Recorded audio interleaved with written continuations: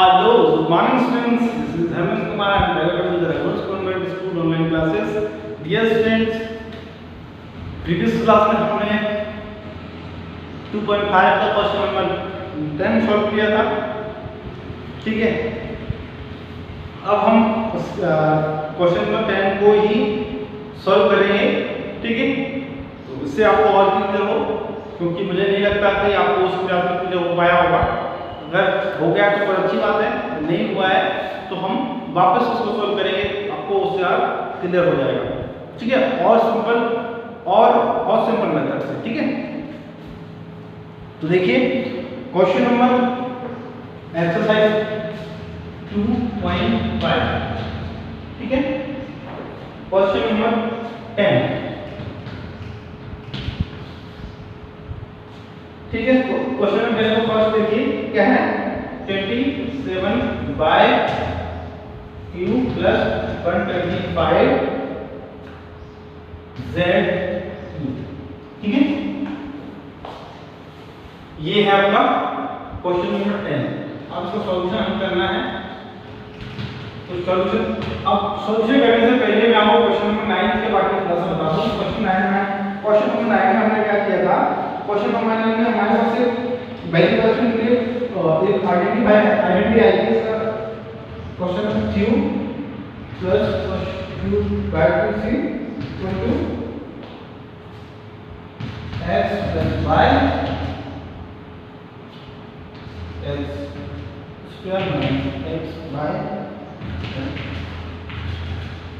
ठीक है। क्या है, हमने ये वेरीफाई किया था, प्रूव किया था क्या, x³ plus y³ equal to xy x³ minus xy sorry x² minus xy plus y², ठीक है। ये एक इक्वेशन था, सेकंड ब्रैकेट में ये तीनों टर्म थे, ठीक है। तो क्लियर है।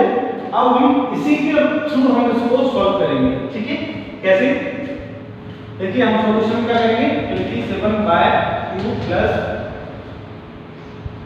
125y सॉरी z,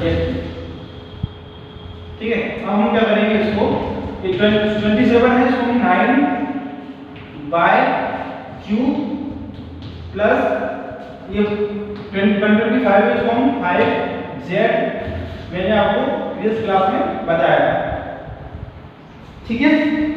इसको हम इस तरह से लिख सकते हैं, ठीक है।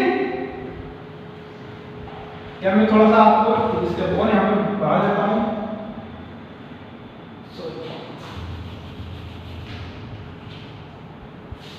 ठीक है। 3q bye q plus 5q और z, ठीक है। क्लियर। अब हमने कुछ नहीं किया, इनके ऊपर क्लिक कर दिया, इसको 125 को 5 का q लिख दिया, 27 को हमने 3 का q लिख दिया। अब हमने ये जो q है, यहाँ पे q है, इनका फॉर्मूला बना दिया, कुछ नहीं किया हमने, ठीक है। अब आप देखिए यहाँ पे हमने जो प्रूव किया था उसको देखिए, x³ प्लस y³ मतलब क्या है, हम उसको क्या लिख सकते हैं, x और y, ठीक है। तो इस तरह लिख सकते हैं, ठीक है। देखिए हम इसको किस तरह से लिख सकते हैं, we know that, ठीक है, we know that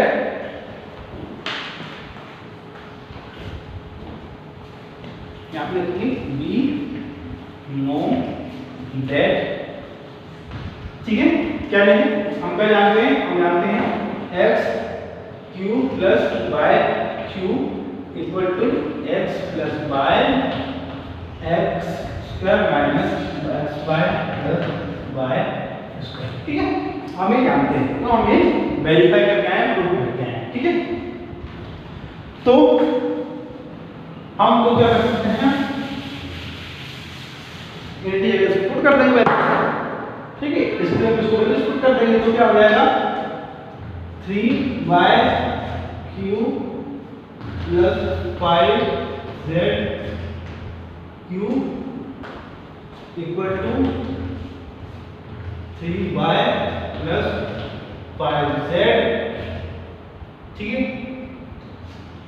यहाँ पे लिखेंगे हम 3y का होल स्क्वायर, 3y का whole square minus 3y into 5z plus 5z का होल स्क्वायर।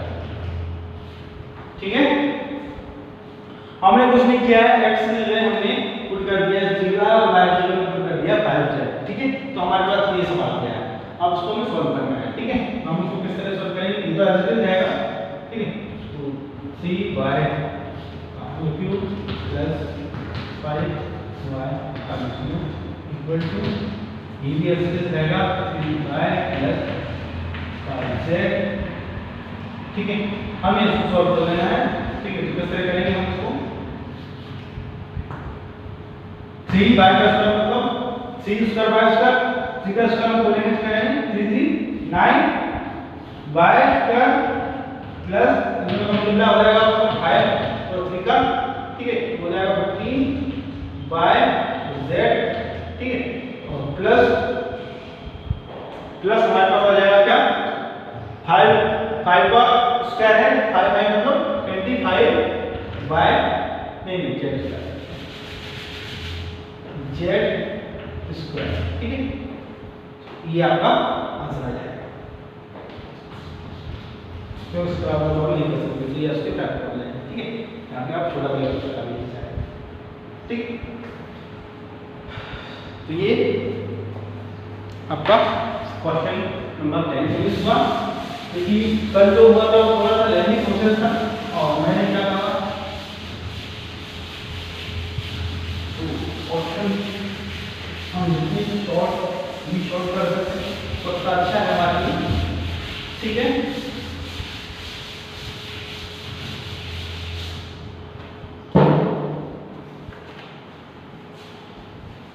अब क्वेश्चन नंबर 11 देखिए। ठीक है, क्वेश्चन नंबर 11 में क्या है उसको आप इजीली कर सकते हैं, मुझे पता है 27 x cube plus y cube plus z cube minus 9xyz। ठीक है, तो ये फॉर्मूला आपको सिंपल सा है। ठीक है, इसको आप 3x क्यूब लिखिए, y के z क्यूब है, तो आप इस 9 को आप लिखिए क्या, इस 9 को आप 3 into 3 लिख दीजिए, हो जाएगा आपका काम। ठीक है, वेरीफाई करना हमें again x cube y cube z cube minus 3xyz 1 by x y z plus y minus y minus z का whole square z minus x का होल स्क्वायर। तो इसको तो आप इजीली थ्योरम जो आपकी आइडेंटिटी है उसको आप देखेंगे। ठीक है, तो उसमें कुछ नहीं किया है।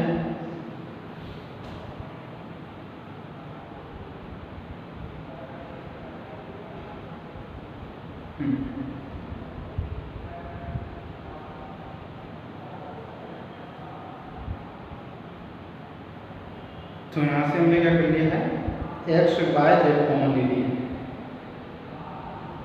ठीक है, इसको आप जल्दी सॉल्व कर सकते हैं, तो मैं नोट्स आपको y करूँगा।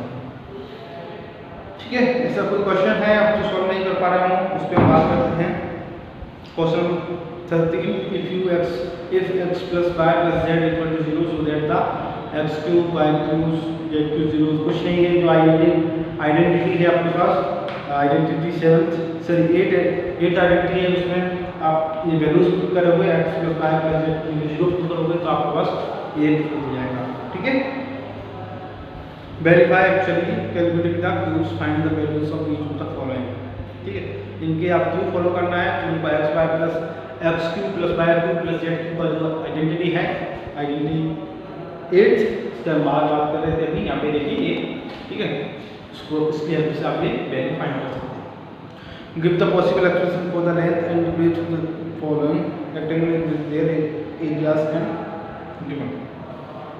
क्या करना है हमें, give possible expressions of the length and width of the each of the following rectangles in which their areas are given।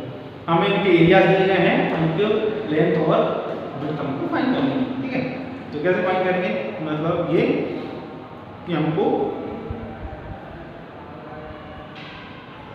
Breadth of the following length rectangle which we are using, ठीक है। तो उसको आप solve कर लेंगे, ठीक है। तो आपके पास एक ही दो वैल्यू आएंगे, आप उसको फैक्टराइज कर दीजिए सिंपल फॉर्म में, ठीक है।